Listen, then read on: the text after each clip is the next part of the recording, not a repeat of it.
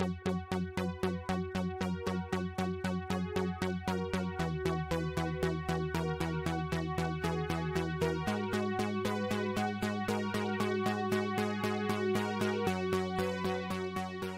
à tous et à toutes, bienvenue à cette nouvelle rencontre du 9e type. Je m'appelle Raymond Poirier, je suis animateur de La Vie en BD sur CKRL 89.1. C'est un plaisir de vous retrouver à nouveau pour ce rendez-vous, cette entrevue. Je vous rappelle le concept d'ailleurs, les rencontres du 9e type, ce sont des longues entrevues, des longues rencontres avec des auteurs du Québec, d'Amérique du Nord, d'Europe. Et au fil desquels, on va explorer certains albums, on va explorer un parcours, une démarche, une approche créative, bref, on jase avec des auteurs et des autrices. Donc, la série, une présentation évidemment de La Vie en BD sur CKRL 89.1, également du Festival Québec BD qui est derrière l'initiative. On remercie d'ailleurs nos partenaires. Et pour cette nouvelle rencontre, pour cette semaine, on va aller à la rencontre, justement, de l'autrice Sandrine Revel. Sandrine Revel qui, entre autres albums, puisqu'elle a quand même un long parcours, beaucoup d'albums derrière elle, et on s'attardera peut-être un peu plus à deux d'entre eux, quoiqu'on portera un regard quand même, on l'espère, assez panoramique. Et donc, deux albums tout particulièrement qui sont en notre esprit. Alors, Glenn Gould, Une vie en contretemps, et également Tom Thomson, Esquisse d'un printemps, donc deux bandes dessinées à caractère biographique qu'elle nous a proposées tout récemment pour Tom Thomson, en 2016 pour Glenn Gould.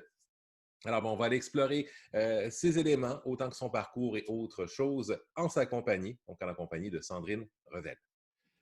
Alors, Sandrine Revel, bonjour. Bonjour, Euh, bonjour Québec. Alors, d'emblée, peut-être que quand on regarde un peu votre parcours, il y a évidemment plusieurs albums, plusieurs types d'albums aussi. Vous allez du jeunesse à l'adulte sur différents sujets de la BD biographique vers aussi certaines BD plus autobiographiques. Est-ce que on pourrait dire que dans votre parcours, il y a une nécessité de variété? Oui, absolument. Il y a cette nécessité-là, certainement la crainte de m'ennuyer, peut-être. La crainte aussi oui, de répéter les mêmes choses. Et puis le désir aussi d'explorer divers sujets qui peuvent être liés à la jeunesse ou liés à de l'adulte. Oui, oui, c'est cette nécessité de variété euh, qui, euh, qui s'explique de cette façon-là, je pense. Oui, parce que dans le fond, par exemple, Glenn Gould, vous aviez suivi avec un album jeunesse qui s'appelle Et Jude, un peu sur votre chien. Ensuite, vous étiez tombé sur un album plus en musique. Donc, il y a, j'imagine, un défi de toujours repousser un peu sa zone de confort ou en même temps qu'il y a aussi certains questionnements, certaines préoccupations qui viennent et qui s'orientent un peu plus vers un style particulier, vers un ton particulier. Donc, est-ce que c'est un peu des choix au hasard ou c'est quand même un peu réfléchi? Alors, juste pour préciser, j'ai commencé ma carrière il y a plus de 20 ans maintenant avec une série Un drôle d'ange gardien, hein, la série Oui. Un drôle d'ange gardien, d'ailleurs qui a été récompensée une année à Montréal, au Salon du Livre de Montréal. J'ai commencé par de la jeunesse, certainement parce que je ne devais pas sentir encore les épaules assez costauds pour m'engager dans un projet adulte. Mais donc, je reviens à votre question. Euh, tous tous mes albums ont un lien avec moi, ont un lien avec mes, comment dire, ce que je suis. Ça va de Hey Jude. Alors Hey Jude, c'est facile. Je dessine mon chien, donc c'est vraiment voilà, c'est mon chien. Mais aussi c'est l'amour des chiens aussi, l'amour des bêtes aussi. Essayer de me comprendre ce qu'est un chien. Quand on a un chien, bah, ça implique quoi? Je voulais expliquer ça aussi à des enfants qui prennent des fois ça pour un objet et s'en débarrassent dès que ça ne les intéresse plus. Voilà, j'avais envie d'aborder ce sujet avec eux. Et puis Glenn Gould, c'est parce que c'est un artiste, moi, qui me touche, et qui me touche personnellement, qui me remue, qui me questionne. Ben voilà, donc j'avais envie aussi de partager la vie de cet artiste avec les fans, parce qu'il y a énormément de fans autour de ce personnage. Et puis ceux qui ne connaissent pas Glenn Gould, mais qui sont lecteurs de bande dessinée et qui se sont comme ça laissés embarquer dans ce biopic. Donc voilà, mais j'en ai fait d'autres, comme La lesbienne invisible. Ça aussi, c'est un sujet les minorités, comment elles sont perçues, comment elles arrivent à franchir l'exclusion, comment arriver à vivre sa différence. Il y a aussi N'embrassez pas qui vous voulez aussi, avec Margina, qui aborde l'absence de liberté. Hein, donc voilà, ce sont à chaque fois des choix, les choix que je fais, les choix de collaboration aussi, hein, c'est très important. Tout ça est mûrement, pas forcément mûrement pensé, mais en tout cas c'est désiré. Voilà, c'est désiré. Et après, je l'explique. J'arrive à l'expliquer, mais peut-être pas sur le moment. Sur le moment, je vais dire oui ou je vais dire non, ou je vais réfléchir un petit moment parce que bah, c'est pas si évident que ça. Mais quand je prends la décision définitive, eh ben c'est parce que justement je me retrouve un petit peu là-dedans, quoi. Et Oui, ça par va me exemple, par exemple, on mentionnait Glenn Gould. En fait, j'avais l'impression qu'un peu en sous-jacent à ça, c'était toute une réflexion sur l'équilibre entre la création et la vie, entre la recherche aussi de maîtrise, la relation entre la vie normale et la vie créative. Donc, on est un peu dans ces thématiques-là qui ressortent, dans le fond, des éléments que vous avez mis de l'avant dans ce que vous avez proposé de la vie de Glenn Gould. C'est tout à fait juste, hein. C'est cette vie personnelle qui s'entremêle avec la vie d'artiste, hein. Ça ne fait qu'un. L'artiste se nourrit d'eau et de pas, mais aussi se nourrit de tout ce qu'il croise, de ses promenades en forêt, de ses vacances au bord de l'eau, juste regarder la mer, tout ça va le nourrir. Enfin, donc enfin, en tout cas, moi je considère, quand on est créatrice de bande dessinée ou créateur, hein, on est, je pense, dans cette bulle-là où tout se mélange. Beaucoup ont des ateliers chez eux, beaucoup ont du mal justement à mettre certaines limites. C'est vrai que oui, c'est pour Glenn Gould et pour Tom Thompson d'ailleurs. Hein. Tom Thompson, et comme Glenn Gould, ne se sont jamais mariés, n'ont jamais eu d'enfants. Ils se sont consacrés presque comme des moines à leur art, quoi. Donc c'est vraiment la fusion des deux qui donne justement cette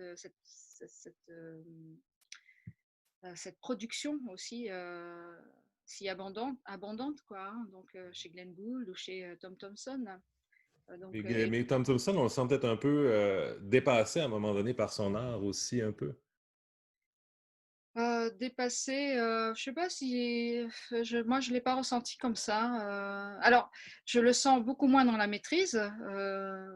Il est peut-être beaucoup plus dans une quête comme ça de vérité, de recherche, à chaque fois de se dépasser, Oui. dépasser Dans les frontières de la créativité, là, si on peut les dire. frontières de la créativité, alors que pour Glenn Gould, lui, ça se situe pas forcément dans la création, mais dans l'interprétation et dans la manière de revisiter quelque chose qui existe déjà. Donc, à essayer, la quête de la vérité, pour les deux, elle existe, mais elle ne se situe pas au même niveau.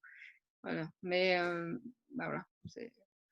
Et peut-être, en fait, amorçons peut-être un peu la discussion sur Gould, tiens, puis on pollinisera vers les autres par la suite, mais peut-être d'emblée, pour ceux qui n'ont pas eu le plaisir de lire cette BD-là, dans le fond, dès les premières pages, l'intention est claire. En fait, on n'est pas dans une biographie qui est classique, qui est typique.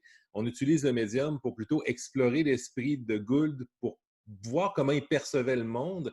Et justement, en fait, dès les premières pages, on le démarre, on est dans son esprit. Donc, on est dans la biographie, mais plus dans une biographie impressionniste, dans le fond, ambiante, dans le feeling, si on peut dire, de Gould, que dans un ouvrage chronologique, si on peut dire.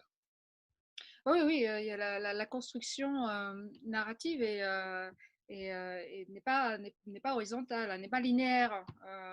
J'ai voulu un peu comme dans m'imaginer un peu dans la tête de Glenn Gould et même dans nos têtes, hein, lorsqu'on se souvient parce que ça démarre sur le souvenir quelque part. Il a cet AVC et et l'AVC en fait va mettre en relief, en évidence des moments de sa vie qui l'ont marqué et qui vont faire de cet enfant l'homme et le musicien. Donc j'ai voulu, mais de manière pas forcément linéaire, hein. Lorsqu'on se souvient, on va faire des sauts de plusieurs années, des fois, parce qu'on se souvient, on tombe sur un objet, puis cet objet, il va nous ramener à notre enfance, mais il va peut-être aussi nous ramener à divers moments de notre vie, parce que il aura été tout le temps là. Donc, c'est, j'ai voulu suivre ce schéma-là, tortueux, labyrinthique de l'esprit d'une personne qui est en train petit à petit de perdre la mémoire et de se laisser, de se laisser partir, quoi. Donc, et puis ça m'a amené donc forcément à, à rejoindre bah, l'esprit certainement pas évident de ce personnage, quoi, hein, euh, qui, euh, qui, qui était pourtant, c'était quelqu'un de très cartésien, mais qui était rempli pas de contrariété, non, comment on appelle ça, De contradiction? de contradiction, voilà. Peut-être contrarié, hein, c'est peut-être quelqu'un de contrarié aussi, mais de contradiction, voilà, bourré de contradictions. Donc, donc voilà, qui pouvait l'amener donc dans des directions opposées souvent.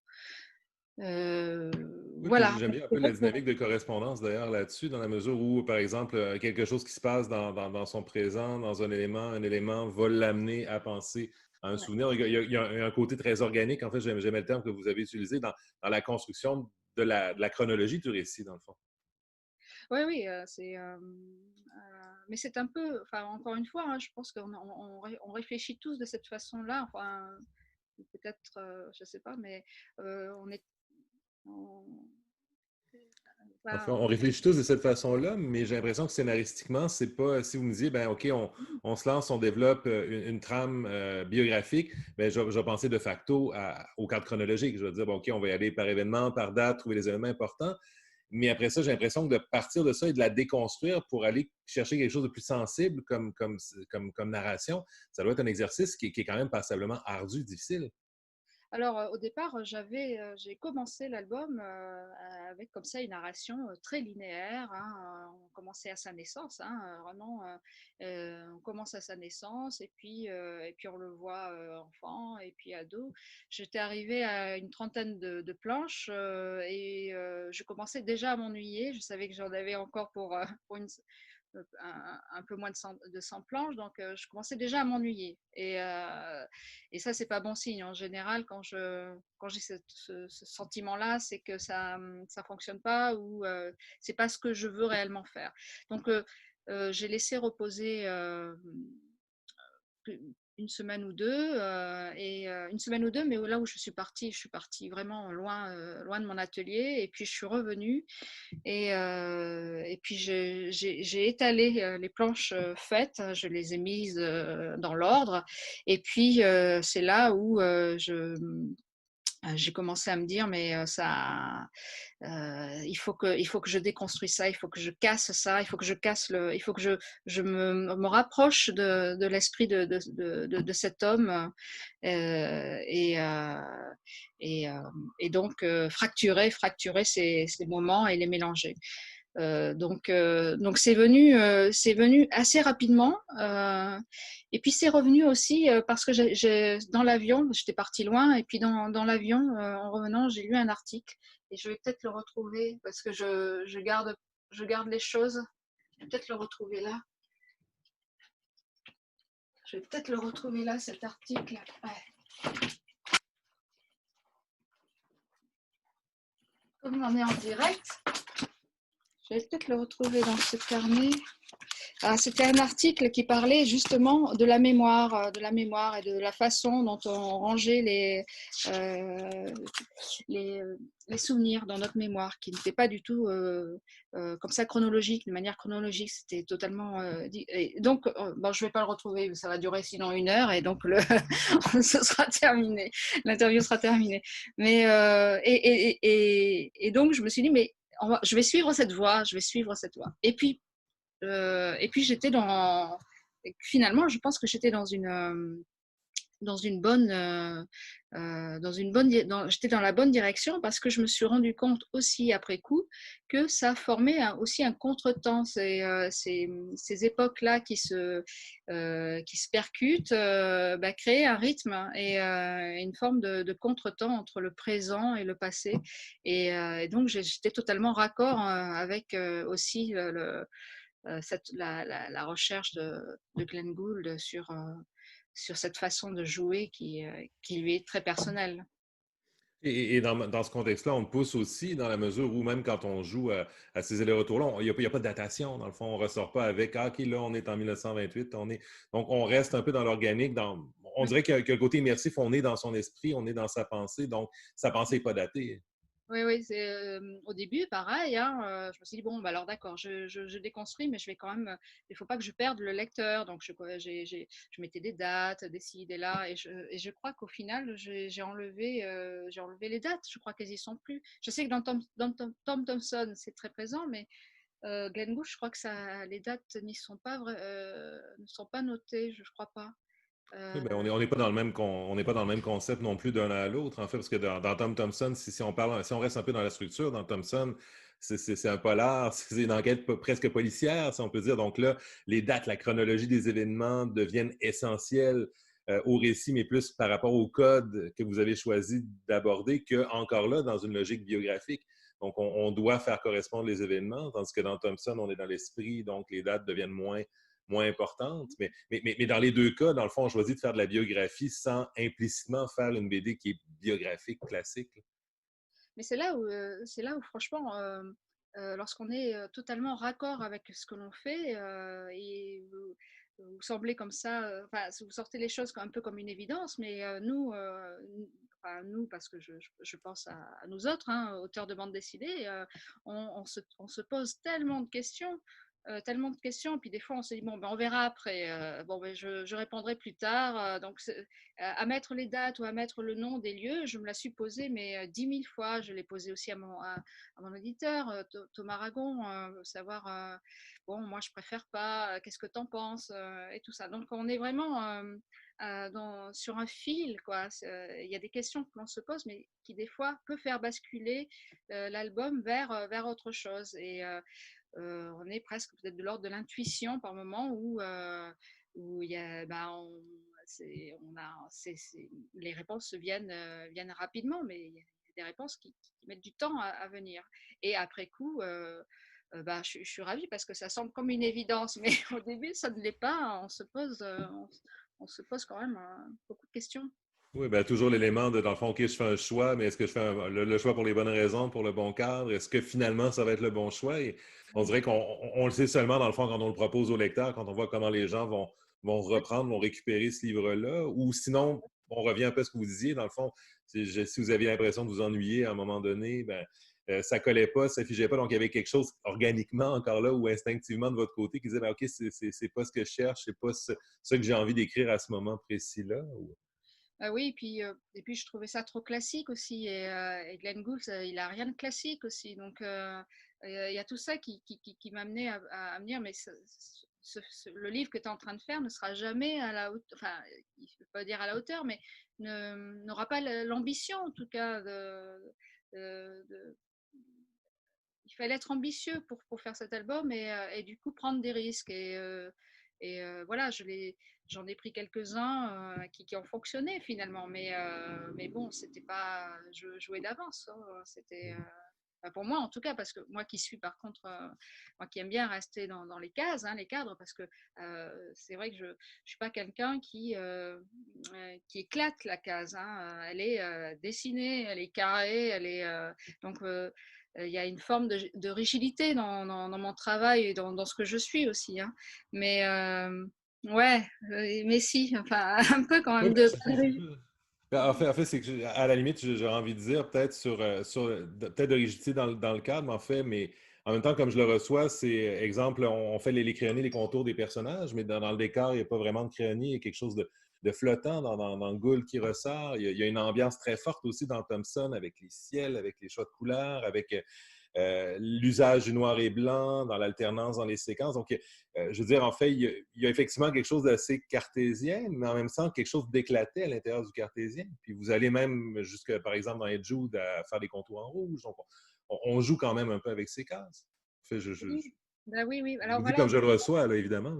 ben oui, mais parce que je suis incapable de faire une bande dessinée éclatée. Vous voyez ce que je veux dire, avec des cases qui à bord perdu, des cases triangulaires Mhm.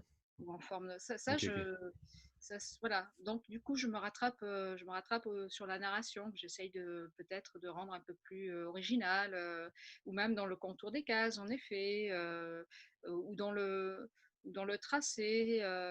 Enfin voilà, l'originalité, je Mhm. la mets ailleurs, mais c'est vrai que bon, voilà. Donc du coup, c'est vrai que j'ai besoin d'être cadré. J'ai besoin que mon dessin soit cadré.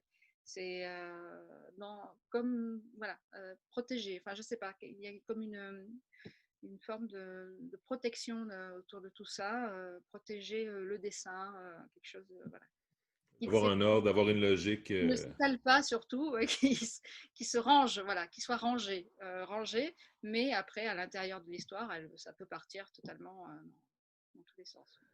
Mais en même temps aussi, si on reste dans Glenn Gould, il y a des séquences où il y a un peu 3 degrés. Enfin, on a parlé un peu des souvenirs, on a parlé du présent avec bon, l'AVC, son décès. Et à l'intérieur de ça, il y a un troisième élément qui est un peu le monde sensible. Dans le fond, on est dans l'esprit, on est dans des éléments un peu plus conceptuels aussi, dans l'organisation, dans les éléments, jusqu'à la fin de l'album où tranquillement, dans le fond, tout ce qui l'entoure disparaît un peu, s'éloigne. Lui qui aimait beaucoup tout contrôler, justement, ben, il y a comme un laisser-aller qui l'amène vers le décès. Donc, il y a quand même des séquences comme ça qui sont plus symboliques, qu'on intègre aussi dans cette logique, peut-être, comme vous dites, un peu plus cartésienne, mais qu'on réussit quand même à amener à un certain éclatement ou qu'on réussit à faire prêter un certain éclatement aussi sur ce type de séquence-là plus onirique. Oui, voilà, plus onirique, surréaliste, je ne sais pas comment on pourrait. Mais c'est vrai qu'il y a euh, il y a cette progression, progression, progression de l'AVC, de cette maladie, et puis progression aussi dans la narration, où tout s'entremêle, où il se retrouve face à un arbre avec tout ce qui a été pour lui euh, majeur dans sa vie, le piano, les médias, je n'ai plus trop ça en tête, mais euh, la maison familiale, tout ce qu'il a construit, quoi. Et, euh, et puis bon, voilà, c'est de se lâcher prise parce que c'était ça aussi. Il avait il souhaitait tellement se lâcher prise.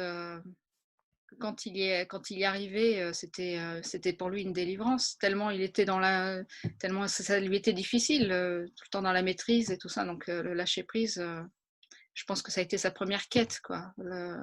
Se, se, Se laisser totalement porter par son jeu. Et Mais ça, c'est vrai que pour tout artiste, c'est quelque chose qui est incroyablement fort, le laisser aller. Hein. C'est quand on atteint ce cap-là, c'est comme, je sais pas, comme une naissance, ou je sais pas, c'est quelque chose ou comme une forme de liberté, comme ouais, on se délivre de tout. Et, et oui, voilà, c'est vrai que ça me revient, ça me revient. Le processus, c'est particulier, hein, le processus de création, parce que quand on est dedans, on n'arrive pas du tout à l'analyser. Euh, quand, quand on n'est plus dedans, on arrive à l'analyser, mais on n'arrive plus à rattacher les wagons. C'est-à-dire, qu'est-ce qui a fait qu'on est arrivé à ça? Parce que, encore une fois, c'est beaucoup de questions qui fait qu'on arrive à ce résultat-là. Donc, Et j'imagine que parce que vous parliez de laisser aller tantôt, qu'il y a peut-être un peu à un moment donné de laisser aller dans OK, la décision est prise, on y va avec ça, puis éventuellement, il faut arrêter de les remettre en question parce que sinon, ben, ça pourrait être perpétuel, on pourrait ah oui, continuer oui, comme oui. ça longtemps. Oui, oui. Mais des fois, ça vient, ça vient vers les dernières pages. C'est un peu comme je ne sais pas si vous faites un peu de course à pied, les premiers kilomètres. Vous en faites un petit peu, non? C'est un projet. Eh bien, les premiers kilomètres, si par exemple vous êtes parti sur 10, hein, les premiers kilomètres, les 3, 4 vont être assez douloureux. Et puis, il va y avoir un moment, un moment où ça va totalement basculer. Vous n'allez plus sentir votre corps et votre esprit va être totalement en roue libre, ainsi que les jambes. Et vous allez vous laisser totalement aller. Et là, ça va être vraiment le pied total parce que vous allez faire votre 10 kilomètres sans, euh, voilà, ça va partir, la machine va partir de manière tout à fait naturelle. Et en bande dessinée, surtout quand on est sur des grands volumes comme ça, d'une centaine de pages, euh, et que le temps se réduit, au final, on est obligé des fois de produire beaucoup plus vite, eh bien, c'est douloureux, mais au bout d'un certain temps, au bout d'un certain temps, ouais, on est sur une forme de roue libre. Et il y a comme, on n'a plus le temps de se poser de questions, mais quelque part, ça marche à l'intuition et on se fait un peu plus confiance et, euh, et puis on termine comme ça dans un pseudo lâcher prise. Mais quand on travaille tout seul, ça peut arriver. Quand on travaille à deux, c'est différent. Il y a toujours le scénariste qui va venir vous dire, bah, alors il va falloir reprendre telle planche, telle planche, telle planche. Et là ça fait un coup moral. Mais quand on travaille tout seul, des fois, on a vraiment cette sensation de lâcher prise, mais vers la fin de l'album, où on a répondu aux questions les plus évidentes, et après, on se fait un peu plus confiance et on laisse couler la machine. Quoi. Donc, ça, c'est vraiment. Donc, dans le fond, une bonne mise en place au départ où on dit, ben, par exemple, si on prend Tom Thompson, ben, voici un peu les couleurs, le cadre, les éléments qu'on veut mettre de l'avant, une base de scénario. Et j'imagine qu'il y a beaucoup d'éléments qui se passent au crayonné où, dans le fond, le récit va se fixer dans sa forme, dans son cadre, dans sa mise en scène, du moment où on commence à jouxter un peu le dessin avec la parole, avec les différents concepts qu'on a choisi d'intégrer. Oui, oui, c'est tout. Enfin, moi, je travaille pas. Lorsque je travaille toute seule, hein, ce qui est le cas pour Glenn Gould et Tom Thompson, et ben, j'écris un séquentiel. J'écris vraiment quelque chose une colonne vertébrale avec les différents éléments à ne pas oublier de traiter. Donc, ouais, je les, ils sont notés, mais voilà, ils peuvent changer de place à tout moment. Donc, je pars sur cette base-là. Et donc, ces séquences-là, eh ben, je les remplis, je les écris pas, je les dessine. Je vais, je vais faire des crayonnés de ces séquences. Et à l'intérieur de ces crayonnés, ben, là aussi, plusieurs possibilités. Soit j'inverse les planches, soit j'intervertis des cases, j'en enlève, j'en grossis. Enfin voilà, là je bricole à ce moment-là. Mais je dessine plus que je n'écris en fait. Ce qui, ce qui est des fois plus long, hein, ça paraît, c'est beaucoup plus long, mais par contre c'est du concret et j'ai l'impression de- j'ai l'impression d'être un peu de, C'est ça, de voir le récit, de le bah, sentir de cette façon-là. bah oui, de le voir. Et puis voilà, j'ai déjà la BD qui se construit, donc je suis pas dans un roman, je suis vraiment dans, dans une BD. Donc, il y a ça aussi, peut-être aussi, il y a ce côté rassurant aussi de cette BD qui prend petit à petit forme, quoi. Donc, j'avance séquence par séquence. Et puis, il y a des séquences que je vais garder, puis des séquences peut-être que je ne vais pas garder. Donc, ça fait des fois 1, 2 semaines de travail pour rien, mais bon, ça.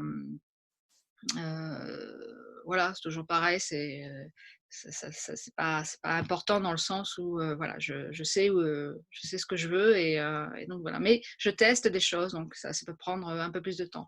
Et comme je travaille sur tablette, ben, et que ces changements de cases ou ces changements de planche et tout, ben, ça peut se faire très rapidement.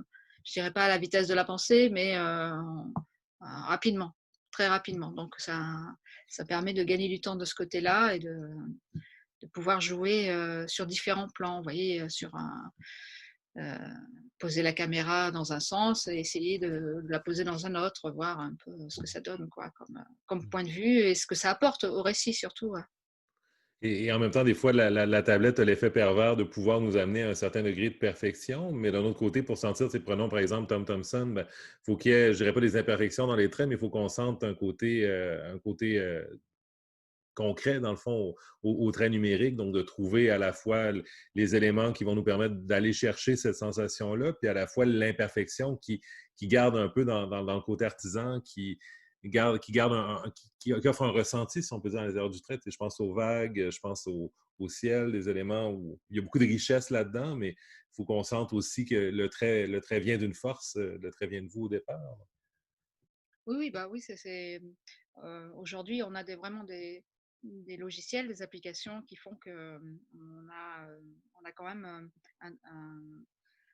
le trait peut être vraiment graphiquement proche du travail traditionnel, mais il y a quelque chose que l'on n'a pas sur la tablette, je pense, c'est quand même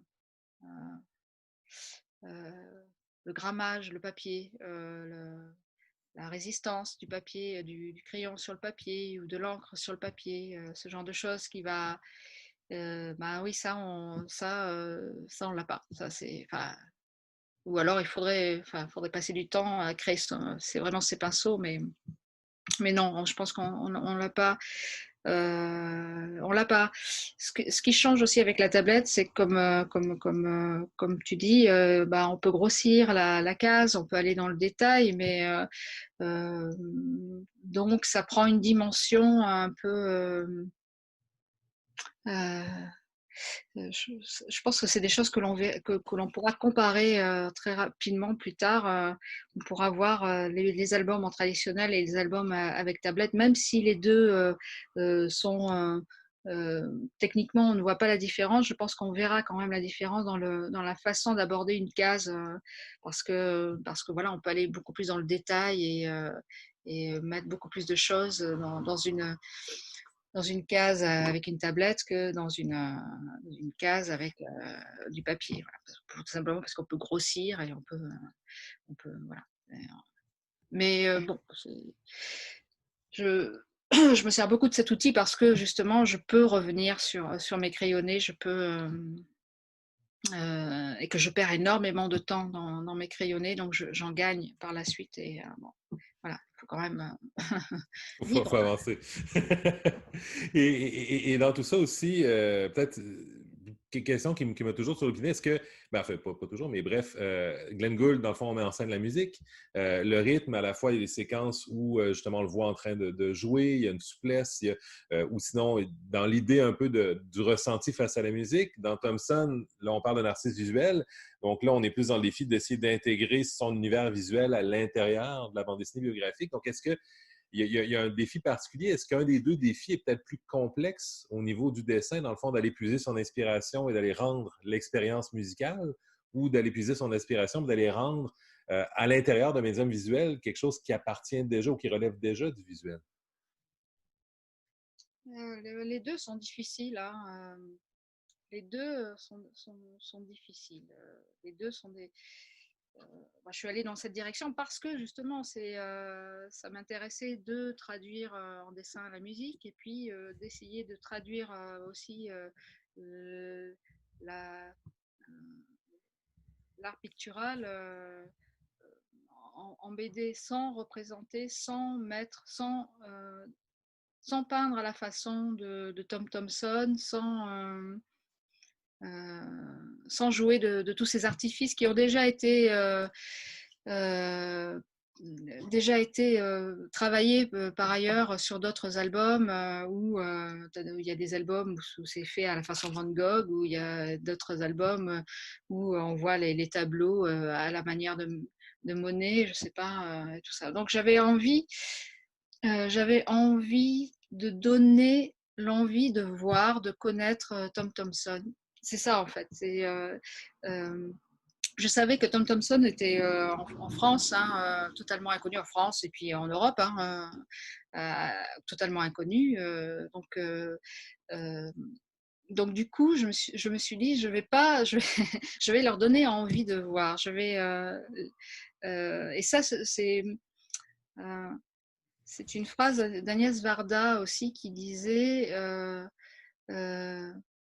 moi, parce qu'elle disait mon cinéma, c'est de laisser voir, de ne pas de ne pas montrer, mais de donner à voir, de donner l'envie de voir. Je crois que c'était un truc comme ça. C'est bon, et c'est ce que je voulais aussi dans Tom Thompson, c'est que les gens s'intéressent au personnage, trouvent son destin totalement incroyable et puis vite aller la première chose sur internet Tom Thompson taper Tom et voir vraiment ses peintures et tomber peut-être waouh c'était voilà, que ça se révèle de cette façon-là, en fait, que le mystère Tom Thompson aussi reste un petit peu comme ça au-dessus de l'album, et puis que les gens s'y intéressent. Et pour la plupart, hein, que j'ai croisé des lecteurs m'ont dit, mais on ne connaissait pas, on a découvert grâce à vous parce qu'on est allé sur Internet, mais c'était incroyable ce qu'il faisait et tout ça. Donc, révéler comme ça, le, révéler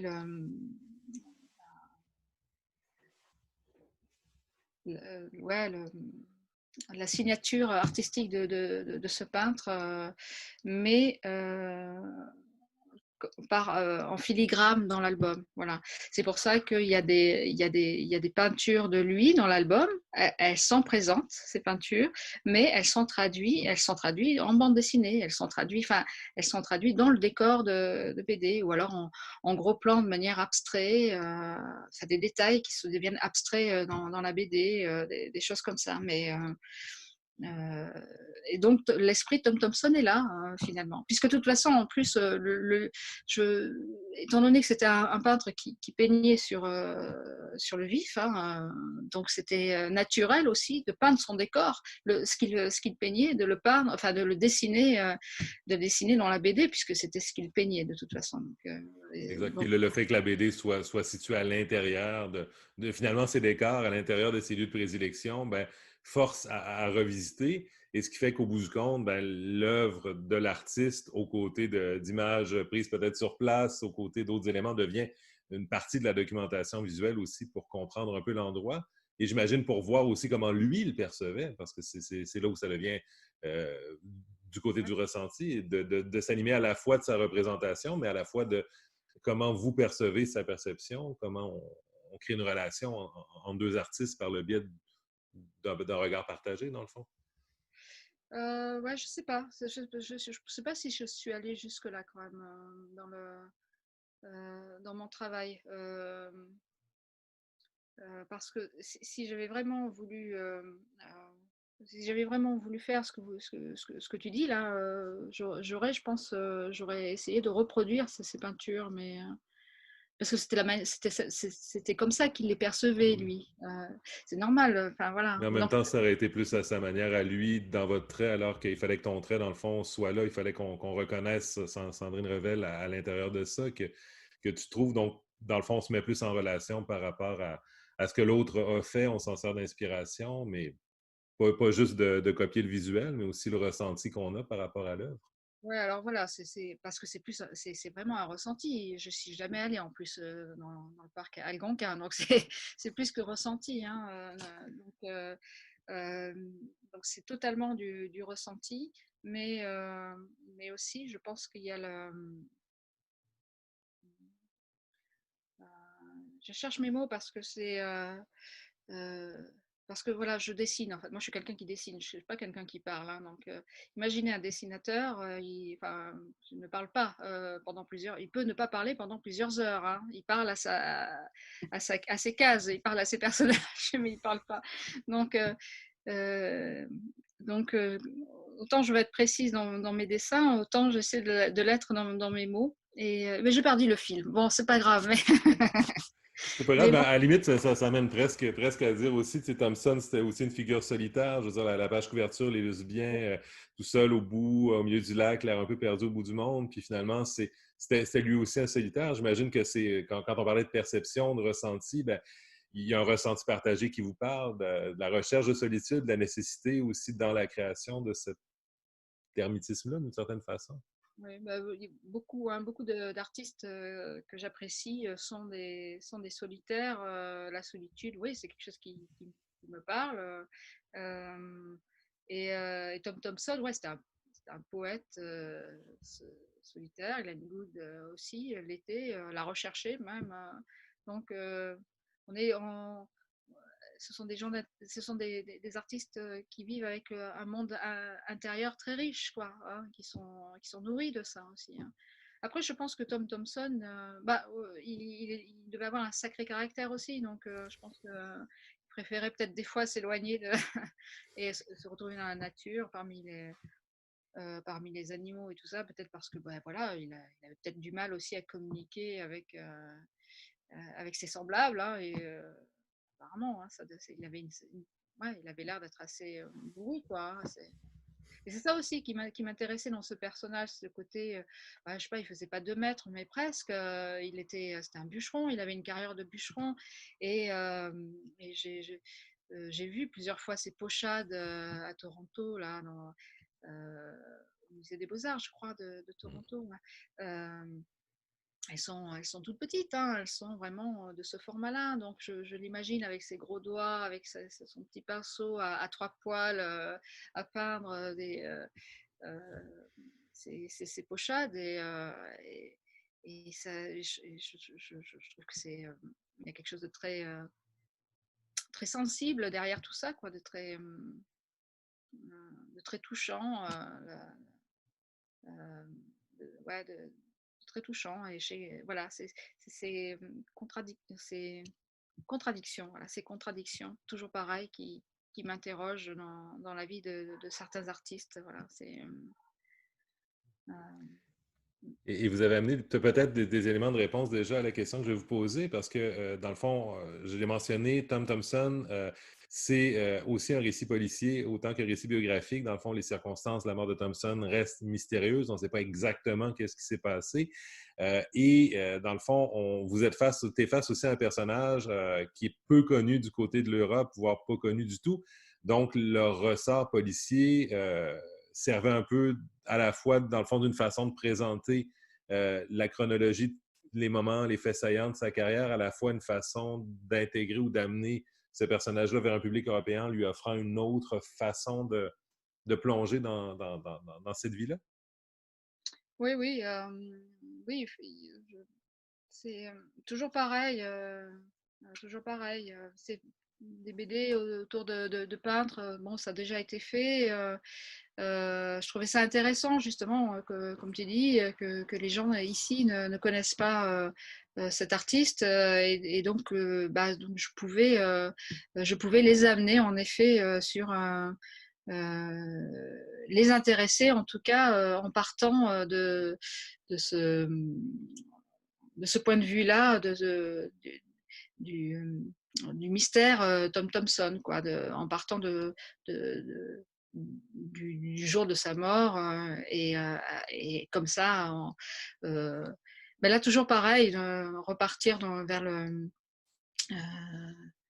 en confrontant deux époques, arriver vers la genèse, je dirais, ce qui a fait le déclic à un moment donné qui a fait que cet enfant est devenu peintre à un moment donné, ou a eu le désir de devenir peintre.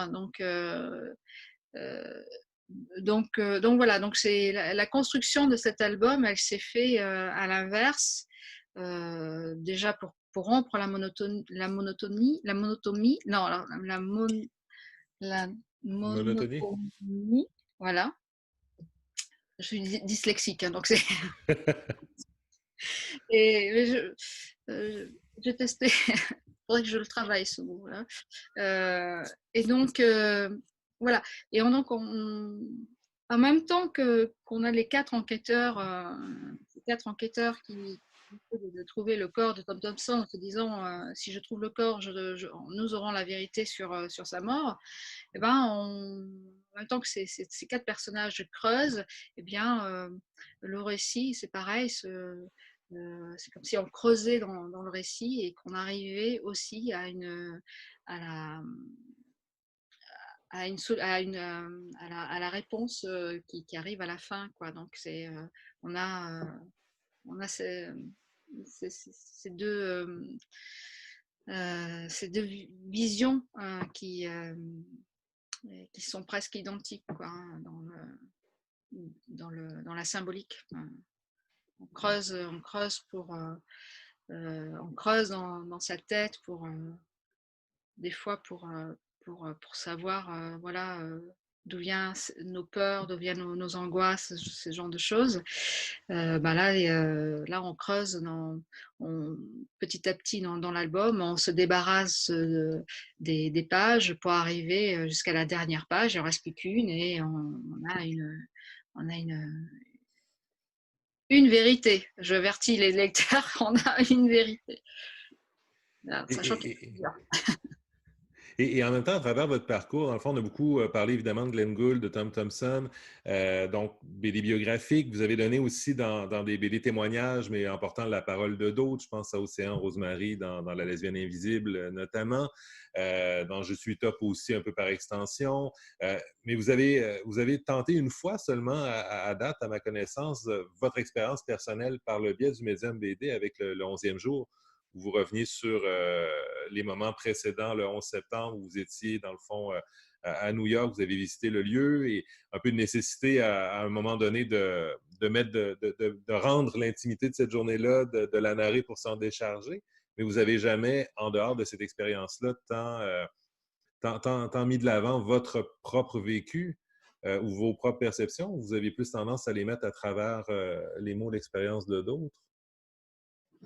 Oui, le 11e jour est, un, est une expérience, une parenthèse, quoi, hein, je dirais. Enfin, c'est vraiment particulier le 11e jour, hein.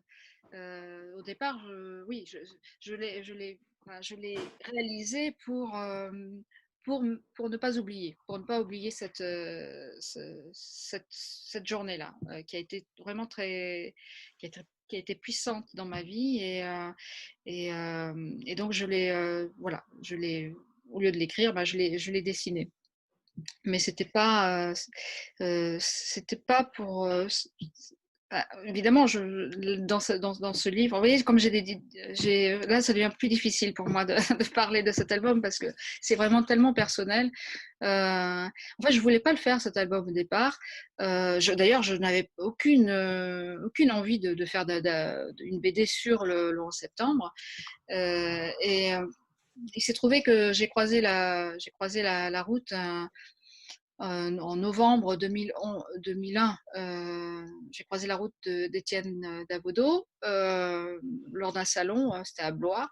Et donc, on dîne ensemble avec d'autres auteurs, tout ça. Et puis voilà, tout le monde parle de ci, de là, de leurs vacances. Et moi, je parle des miennes, donc, qui se passe à New York le 11 septembre. Bon.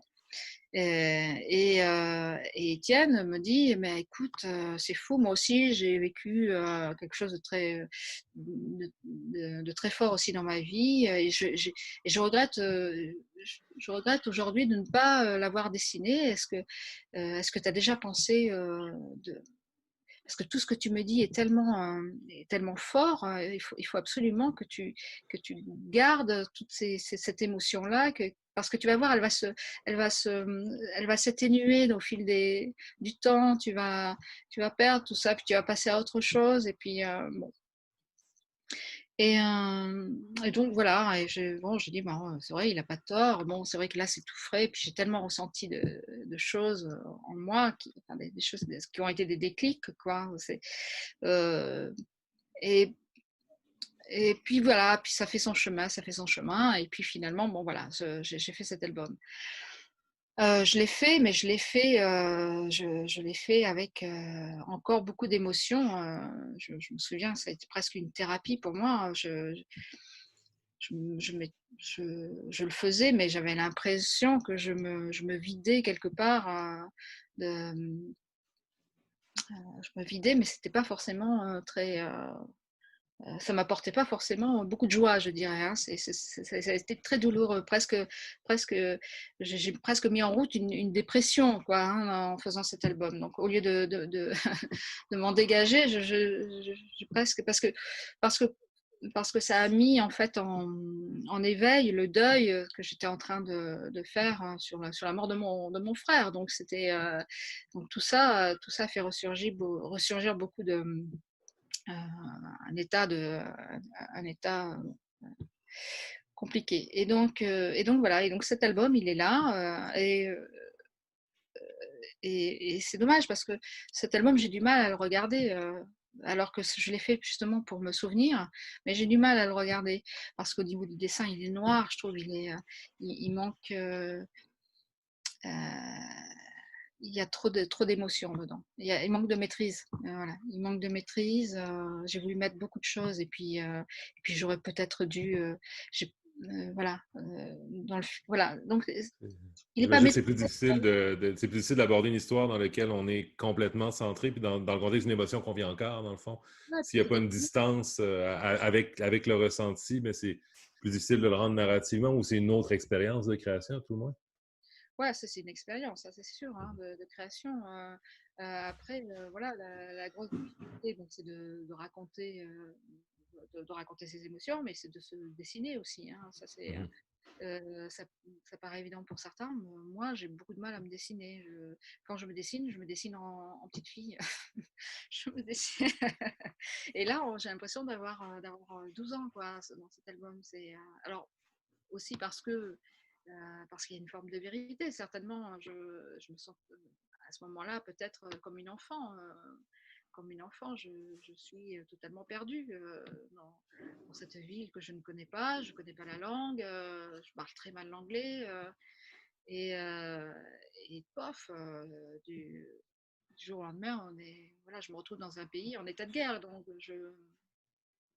voilà, donc c'est une expérience. Bon, je sais pas, je suis pas encore prête à refaire cette expérience-là parce que je vous dis, c'est ça. Je préfère, je préfère mettre un peu de moi dans tous mes albums, comme ça, être un peu en dispersion dans mes albums. Mais je préfère ça que de me décider. aussi frontalement et de me montrer aussi frontalement aux autres comme ça. C'est Des fois, très... de porter le discours de quelqu'un d'autre, par exemple, en magnifiant, en l'amenant, tu sais, je pense à La lesbienne invisible, où on prend un discours d'Océan Rosemary sur, dans le fond, les préjugés, les stéréotypes envers l'homosexualité féminine, envers les lesbiennes. Ben, tu sais, on magnifie ce discours-là. Dans Je suis top, même chose, mais avec la place des femmes dans les dynamiques de hiérarchie. Encore là, il y a une volonté, j'imagine, de porter certaines causes, de porter certaines préoccupations, certaines sensibilités. Si c'est le cas avec Glenn Gould, Tom Thompson, où on disait qu'artistiquement, c'est des biographies qui soulevaient des questions, des préoccupations, ben, nécessairement dans des ouvrages un peu plus militants, si on veut, dans le fond, il y a aussi ce côté personnel-là qui ressort. Dans le fond, il faut que ça vous rejoigne, il faut que vous ayez envie de porter cette parole-là. Oui, voilà, il faut en avoir envie et puis faut le connaître aussi, hein. Faut y avoir mis un pied dedans aussi parce que c'est la lesbienne invisible. C'est vrai que c'est un milieu, l'homosexualité féminine, c'est un milieu aussi, hein. C'est des codes, donc euh, c'est toujours intéressant quand même de connaître tout ça pour pouvoir mieux en parler. Donc euh, moi en tant que femme et en tant que créatrice aussi, il y a des je pense aussi à Je suis top ou la condition de la femme dans des milieux, dans le travail où la majorité sont des hommes. C'est ça aussi, ça m'a intéressé d'aborder ce sujet-là aussi, où la difficulté de franchir les marches pour arriver jusqu'en haut. Ça, c'est dans certaines grosses boîtes il y a aussi j'avais fait un livre il y a, je sais pas, en 2009, je crois, ouais, qui s'appelle Résurgence, femmes en voie de resociabilisation aussi. Ces femmes quand elles ont 50 ans, ont énormément de mal à retrouver un emploi. Voilà, c'est des choses qui sont, qui, oui, qui me touchent pas personnellement, mais en tant que femme, je trouve qu'il est important aussi d'aborder certains sujets aujourd'hui, ça paraît, parce qu'aujourd'hui on en parle, bon, Le passé étant ce qu'il est, on n'en parlait pas toujours, on n'en parlait pas toujours bien non ouais, plus. on n'en parlait pas Donc, toujours.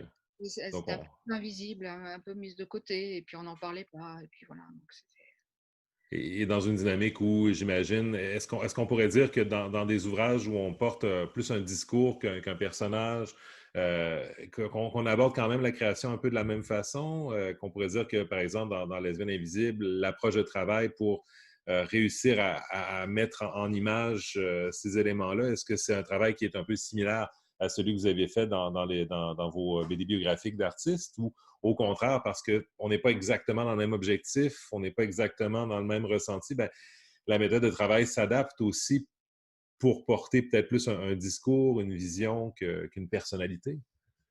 Ou alors, avec Océan Rosemary, ben, par exemple, dans ce cas spécifique-là, ça permettait d'aller vers la personnalité quand même. bon, déjà dans la méthode, hein, c'est différent parce que je travaille avec un support écrit, hein, un texte. Donc les dialogues et l'histoire sont d'Océane Rosemary. Donc moi, j'ai une trame, hein, qui est écrite et je me colle à ça. Déjà dans la méthode, c'est totalement différent. J'ai une partition. Et puis ensuite, c'est tiré d'un spectacle comique. Donc il faut là aussi l'exercice, je dirais la complexité, c'est de faire ressortir le texte autant que possible, aussi bien que possible, euh, avec un rythme qui est totalement différent. Le rythme d'une lecture de bande dessinée n'est pas le même rythme qu'un woman show. Mhm. Donc il y a des gags qui certainement ressortent différemment. Donc voilà comment euh, c'est-à-dire que la BD, elle a cette difficulté-là, c'est quand elle fait une adaptation d'un texte d'un woman show, c'est de pouvoir d'arriver à faire ressortir les gags, mais elle a aussi cet avantage, c'est que tous les personnages sont créés et tous les Mhm. personnages existent.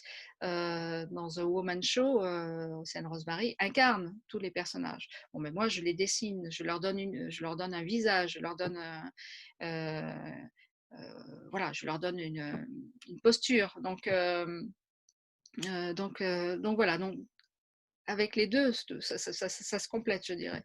Mais pourquoi Océane Rosemary a accepté? Ça, c'est une question qu'il faudrait peut-être lui poser. Mais quand je lui ai proposé l'adaptation, elle a tout de suite dit oui et elle m'a dit j'y pensais. C'est quelque chose qui trottait aussi dans ma tête. Donc, je me suis dit, bon, dans ces cas-là, ça doit exister en bande dessinée. Si tu l'as écrit aussi en y pensant, c'est que je peux peut-être arriver à faire quelque chose avec. Euh, et après, au-delà de ça, c'est un médium qui touche aussi la bande dessinée qui touche aussi beaucoup de personnes, donc à la fois du milieu gay, lesbien, mais aussi qui peut être offert aux parents, qui peut être offert aux grands-parents. Enfin, il y a de tout. Mais moi, voilà ce que je recherche aussi je fais des BD. Je fais pas des BD forcément en pensant au lecteur. J'y pense un peu parce que l'éditeur, des fois, voilà, il m'interroge sur ça, mais je fais des BD d'abord pour moi, mais je suis tellement contente que ensuite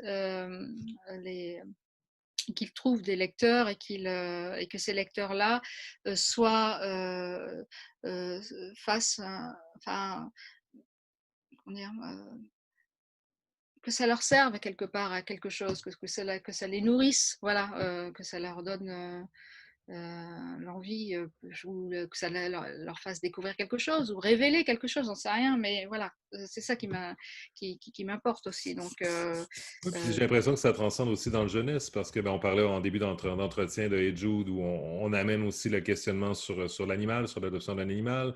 Dans la BD, Un drôle d'ange gardien, vous amenez aussi quand on tombe surtout dans les portions, dans la réalité, en fait des réflexions aussi des thématiques comme l'adoption et d'autres trucs. Donc il y a une volonté de questionner, de profiter de cet espace de dialogue, de proposer quelque chose au lecteur au-delà du visuel, au-delà du narratif, mais aussi des questionnements ou une possibilité de se confronter. oui, ouais, mais bon, j'espère que ça soit pas, que les ficelles ne soient pas autant, enfin, Oh ben là, on est dans l'analyse des ficelles plutôt que. mais, euh, mais bon, ouais, bien sûr, oui, oui, oui, il y a toujours une intention. De toute façon, il y a toujours cette intention-là qui plane et qui dit, ben voilà, bon, pour Ed Jude, vraiment, j'avais envie de faire quelque chose d'assez pédagogue, quoi, parce que j'ai un chien, je le promène dans les parcs et ça me rend triste quand je vois des enfants faire un écart de 5 mètres, quand ils voient un chien, ils ouvrent les yeux, ils ont peur, ils se mettent à hurler, ils courent, enfin tout ce qu'il ne faut pas faire. Donc, voilà, donc je me suis dit, mais un jour, faudrait que je fasse une BD. Et cette BD va m'amener à aller en classe et à parler de ça justement aux enfants. Leur dire, voilà, c'est quoi un chien, qui a un chien, qui n'en a pas, comment vous en occupez, machin. Parler de ça avec les enfants et essayer de les éduquer par rapport à ça parce que vous, je sais que vous, c'est différent. D'ailleurs, j'adore me balader au Canada. Je trouve que vous avez un rapport différent avec les animaux. Nous, on a quelque chose, enfin, dans les très primaires, quoi. Enfin, l'éducation des chiens, c'est quelque chose qui est secondaire chez nous. Même les gens s'y intéressent pas du tout. Je sais que chez vous, vous avez un peu plus cette sensibilité-là. Donc voilà, donc c'est éduquer les enfants qui éduqueront plus tard leurs chiens, j'espère, qui seront des chiens gentils. Donc voilà. Et Sandrine Révèle, on arrive à la dernière ligne droite de la rencontre. Peut-être avant de vous laisser aller, 5 petites questions rapides qu'on lance à nos invités. Euh, pour commencer, peut-être quelle serait la première bande dessinée que vous avez lue?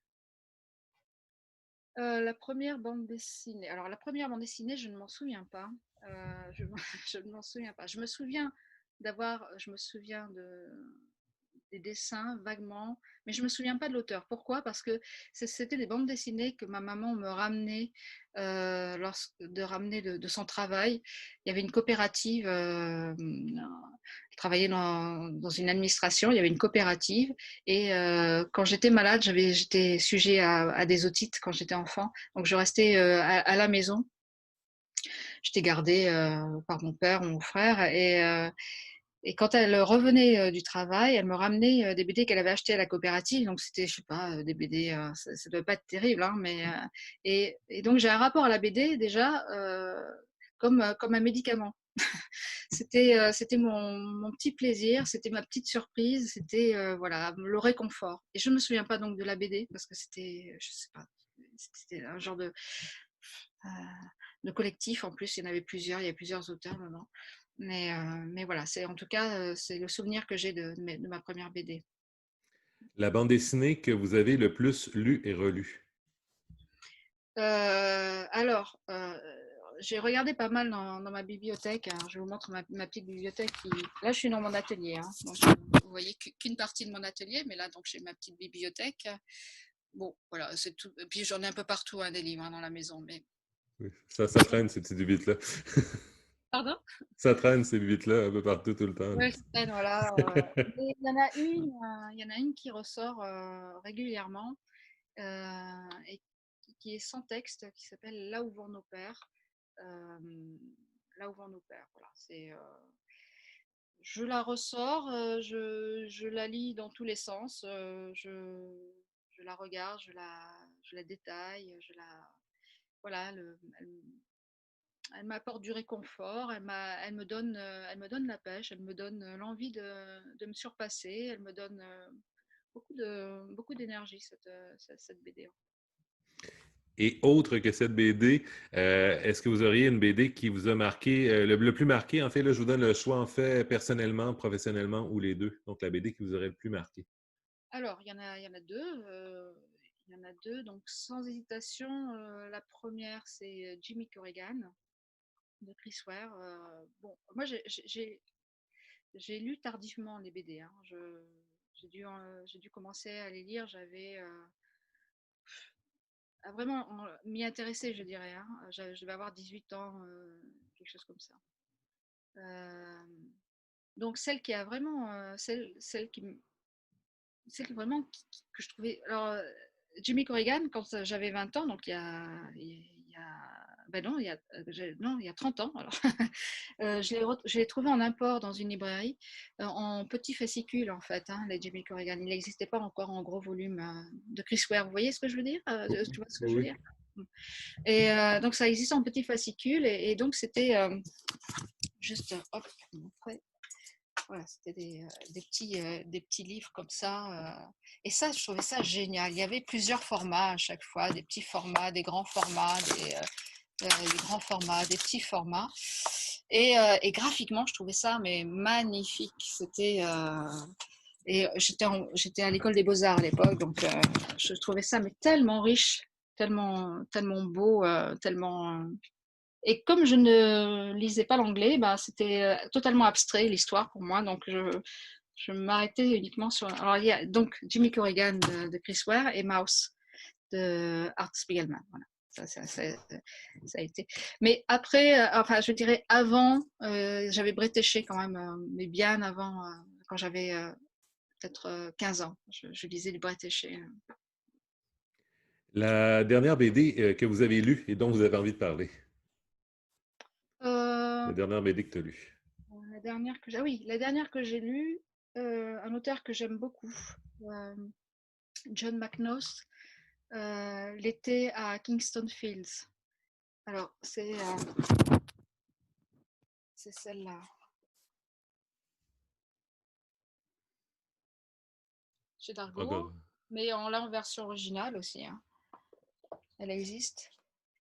Et donc, voilà, si vous ne connaissez pas, c'est vraiment splendide. Graphiquement, c'est beau, narrativement aussi. J'aime beaucoup parce que c'est très lent dans l'histoire. On s'attarde sur chaque détail, chaque action est développée un peu comme un film. Enfin, moi, j'aime bien ça. C'est un peu un huis clos aussi, j'aime bien. Voilà. Et dernière Voilà. question, en dehors de la BD, un livre qui t'a marqué? Alors, La Dame Blanche de Christian Bobin. C'est un livre sur la vie d'Emily Dickinson. Et Christian Bobin est un poète, écrivain français.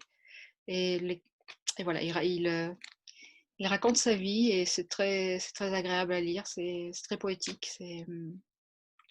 Voilà, j'aime beaucoup. Je reviens souvent dessus. Vous voyez, toutes ces choses m'entourent. Hein, elles sont jamais très loin. Ça fait partie. Et je voulais juste vous montrer un petit peu mon atelier parce que Oui. c'est quand même un peu ma bulle. Donc là, c'est mon bureau de travail. Ah mais attendez, je suis bête. Attendez, la caméra est comme ça, donc je m'embrouille un peu dans les. Ah, pas de souci. C'est le bureau de travail, donc l'espace, donc entouré de livres avec lumière. Voilà, ça c'est mon bureau de travail. Voilà, ça c'est un peu mon domaine. Et puis là, j'ai mon petit chevalet avec quand je travaille ma peinture. Voilà. Et je suis dans un espace lumineux. Et Voilà. sinon, j'imagine que ça sent sur le moral quand il n'y a pas de lumière, souvent. Oui, non, non, là c'est. Alors là, c'est vrai que je n'ai pas de lumière, mais j'en ai une que j'allume. Mais après, je la vois la lumière. Puis je vois mon jardin, donc ça va. Ça me permet de rester concentrée. Sandrine Revel, merci beaucoup pour ce moment passé avec nous.